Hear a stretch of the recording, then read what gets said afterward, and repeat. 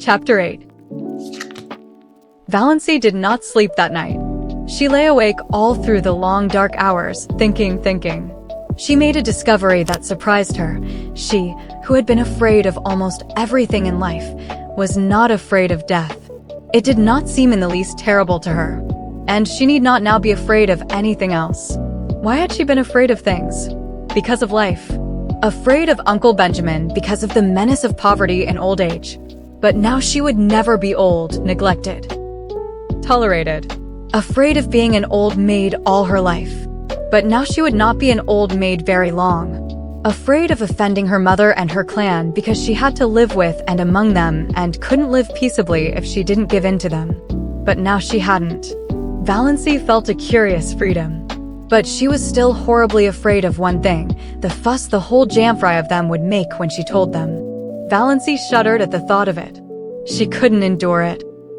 Oh, she knew so well how it would be. First there would be indignation, yes, indignation on the part of Uncle James because she had gone to a doctor, any doctor, without consulting him.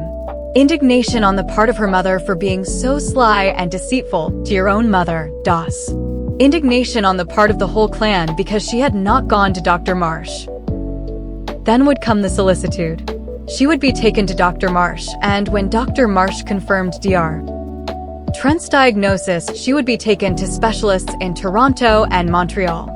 Uncle Benjamin would foot the bill with a splendid gesture of munificence in thus assisting the widow and orphan, and talk forever after of the shocking fees specialists charged for looking wise and saying they couldn't do anything. And when the specialists could do nothing for her, Uncle James would insist on her taking purple pills. I've known them to effect a cure when all the doctors had given up. And her mother would insist on Redfern's blood bitters, and Cousin Stickles would insist on rubbing her over the heart every night with Redfern's liniment on the grounds that it might do good and couldn't do harm. And everybody else would have some pet dope for her to take. Dr. Stirling would come to her and say solemnly, "You are very ill. Are you prepared for what may be before you?" Almost as if he were going to shake his forefinger at her, the forefinger that had not grown any shorter or less knobbly with age. And she would be watched and checked like a baby and never let do anything or go anywhere alone. Perhaps she would not even be allowed to sleep alone lest she die in her sleep. Cousin Stickles or her mother would insist on sharing her room and bed. Yes, undoubtedly they would. It was this last thought that really decided Valancy. She could not put up with it, and she wouldn't. As the clock in the hall below struck 12, Valancy suddenly and definitely made up her mind that she would not tell anybody. She had always been told, ever since she could remember, that she must hide her feelings. It is not ladylike to have feelings, Cousin Stickles had once told her disapprovingly. Well, she would hide them with a vengeance. But though she was not afraid of death, she was not indifferent to it. She found that she resented it. It was not fair that she should have to die when she had never lived. Rebellion flamed up in her soul as the dark hours passed by, not because she had no future, but because she had no past. I'm poor, I'm ugly, I'm a failure, and I'm near death, she thought. She could see her own obituary notice in the Deerwood Weekly Times, copied into the Port Lawrence Journal.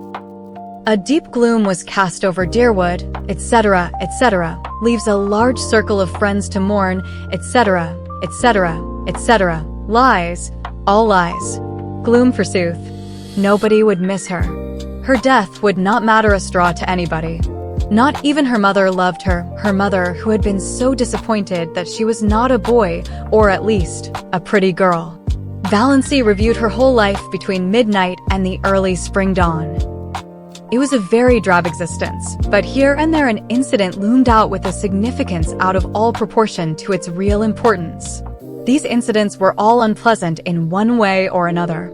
Nothing really pleasant had ever happened to Valancy.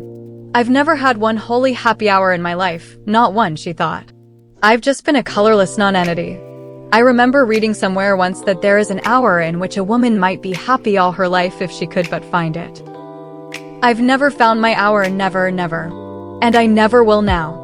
If I could only have had that hour, I'd be willing to die. Those significant incidents kept bobbing up in her mind like unbidden ghosts, without any sequence of time or place.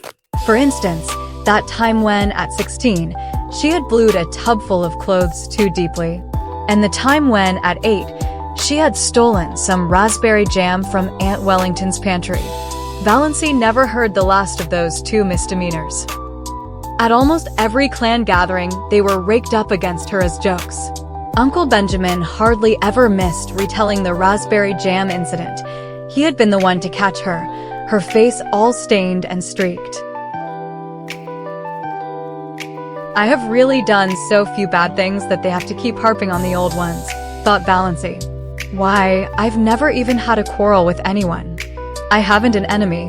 What a spineless thing I must be not to have even one enemy. There was that incident of the dust pile at school when she was 7. Valancy always recalled it when Dr. Stirling referred to the text, "To him that hath shall be given, and from him that hath not shall be taken even that which he hath." Other people might puzzle over that text, but it never puzzled Valancy. The whole relationship between herself and Olive, dating from the day of the dust pile, was a commentary on it. She had been going to school a year, but Olive, who was a year younger, had just begun and had about her all the glamour of a new girl, and an exceedingly pretty girl at that. It was at recess, and all the girls, big and little, were out on the road in front of the school making dust piles.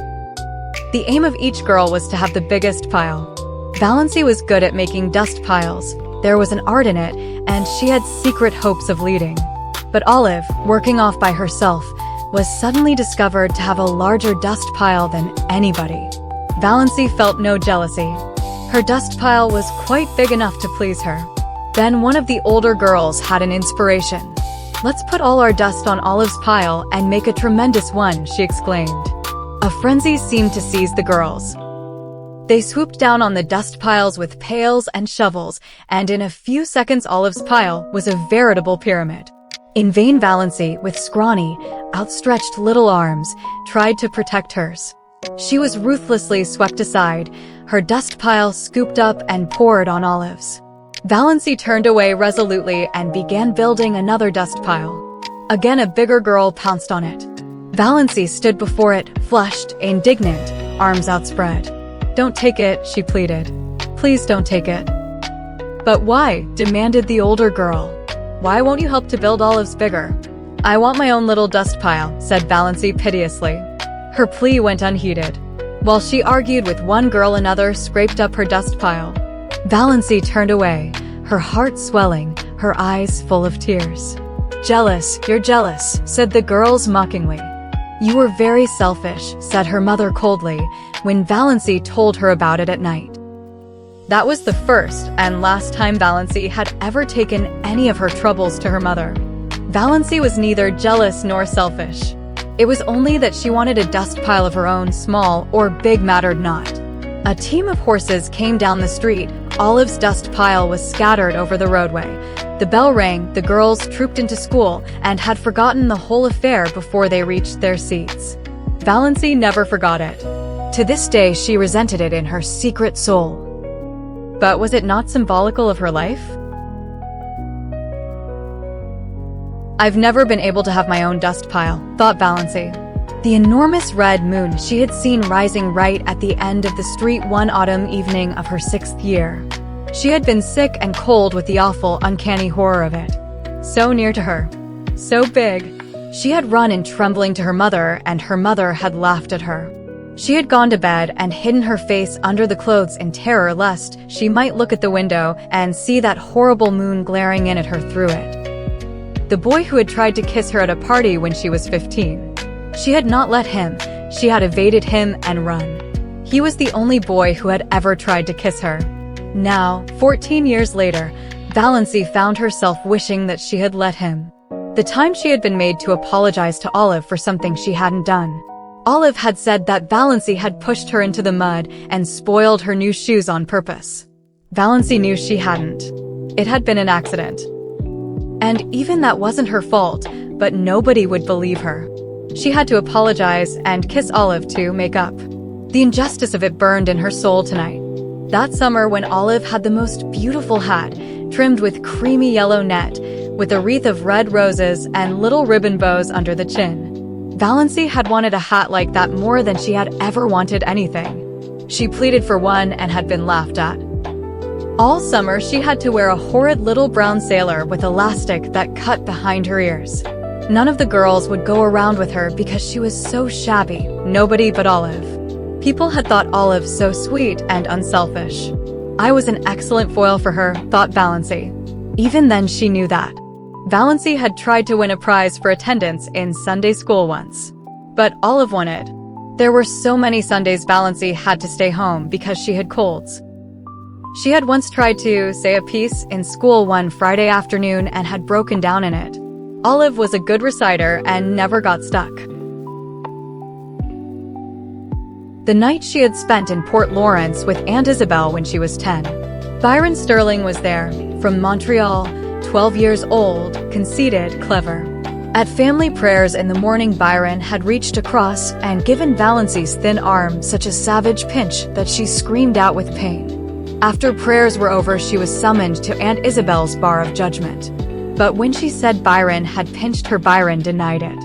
He said she cried out because the kitten scratched her. He said she had put the kitten up on her chair and was playing with it when she should have been listening to Uncle David's prayer. He was believed. In the Stirling clan, the boys were always believed before the girls. Valancy was sent home in disgrace because of her exceedingly bad behavior during family prayers, and she was not asked to Aunt Isabel's again for many moons. The time cousin Betty Stirling was married. Somehow Valancy got wind of the fact that Betty was going to ask her to be one of her bridesmaids. Valancy was secretly uplifted. It would be a delightful thing to be a bridesmaid. And of course, she would have to have a new dress for it, a pretty new dress, a pink dress. Betty wanted her bridesmaids to dress in pink. But Betty had never asked her after all. Valancy couldn't guess why, but long after her secret tears of disappointment had been dried, Olive told her. Betty, after much consultation and reflection, had decided that Valancy was too insignificant. She would spoil the effect. That was 9 years ago. But tonight Valancy caught her breath with the old pain and sting of it. That day in her 11th year, when her mother had badgered her into confessing something she had never done. Valancy had denied it for a long time, but eventually for peace sake she had given in and pleaded guilty. Mrs. Frederick was always making people lie by pushing them into situations where they had to lie. Then her mother had made her kneel down on the parlor floor, between herself and Cousin Stickles, and say, "Oh God, please forgive me for not speaking the truth." Valancy had said it, but as she rose from her knees she muttered, "But, oh God, you know I did speak the truth." Valancy had not then heard of Galileo, but her fate was similar to his. She was punished just as severely as if she hadn't confessed and prayed. The winter she went to dancing school. Uncle James had decreed she should go and had paid for her lessons. How she had looked forward to it, and how she had hated it. She had never had a voluntary partner. The teacher always had to tell some boy to dance with her, and generally he had been sulky about it. Yet Valancy was a good dancer, as light on her feet as thistledown. Olive, who never lacked eager partners, was heavy. The night she... The affair of the button string when she was 10. All the girls in school had button strings. Olive had a very long one with a great many beautiful buttons. Valancy had one. Most of the buttons on it were very commonplace, but she had 6 beauties that had come off Grandmother Stirling's wedding gown, sparkling buttons of gold and glass, much more beautiful than any Olive had. Their possession conferred a certain distinction on Valancy. She knew every little girl in school envied her the exclusive possession of those beautiful buttons. When Olive saw them on the button string, she had looked at them narrowly, but said nothing then. The next day Aunt Wellington had come to Elm Street and told Mrs. Frederick that she thought Olive should have some of those buttons. Grandmother Stirling was just as much Wellington's mother as Frederick's. Mrs. Frederick had agreed amiably. She could not afford to fall out with Aunt Wellington. Moreover, the matter was of no importance whatever. Aunt Wellington carried off 4 of the buttons, generously leaving 2 for Valancy. Valancy had torn these from her string and flung them on the floor. She had not yet learned that it was unladylike to have feelings, and had been sent supperless to bed for the exhibition. The night of Margaret Blunt's party. She had made such pathetic efforts to be pretty that night. Rob Walker was to be there. And 2 nights before, on the moonlit veranda of Uncle Herbert's cottage at Mistowey's, Rob had really seemed attracted to her. At Margaret's party, Rob never even asked her to dance, did not notice her at all. She was a wallflower, as usual. That, of course, was years ago. People in Deerwood had long since given up inviting Valancy to dances. But to Valancy, its humiliation and disappointment were of the other day. Her face burned in the darkness as she recalled herself, sitting there with her pitifully crimped, thin hair and the cheeks she had pinched for an hour before coming, in an effort to make them red. All that came of it was a wild story that Valancy Stirling was rouged at Margaret Blunt's party. In those days in Deerwood, that was enough to wreck your character forever. It did not wreck Valancy's or even damage it. People knew she couldn't be fast if she tried. They only laughed at her. I've had nothing but a second-hand existence, decided Valancy. All the great emotions of life have passed me by. I've never even had a grief. And have I ever really loved anybody? Do I really love Mother? No, I don't. That's the truth, whether it is disgraceful or not. I don't love her, I've never loved her. What's worse, I don't even like her. So I don't know anything about any kind of love. My life has been empty. Nothing is worse than emptiness. Nothing. Valancy ejaculated the last nothing aloud passionately. Then she moaned and stopped thinking about anything for a while. One of her attacks of pain had come on.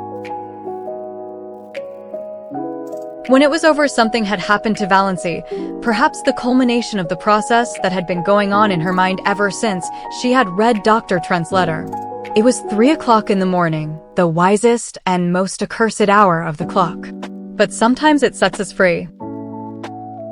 I've been trying to please other people all my life and failed, she said. After this, I shall please myself. I shall never pretend anything again. I've breathed an atmosphere of fibs and pretenses and evasions all my life. What a luxury it will be to tell the truth. I may not be able to do much that I want to do, but I won't do another thing that I don't want to do.